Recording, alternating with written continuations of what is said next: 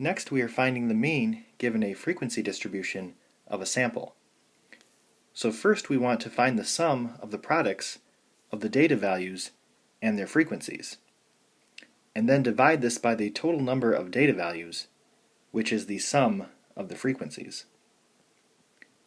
So this is our formula for x bar, and the top is the sum of the data values and their frequencies.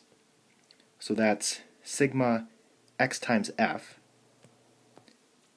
and then the denominator is the sum of the frequencies. So that's sigma f. Find the mean for the following frequency distributions. So instead of being given the data as a data set, the data is now expressed as a frequency distribution. So I want to take each score and multiply it by its corresponding frequency. And then I want to add all of those together. And then I want to divide by the sum of all of the frequencies, because that represents the total number of data values.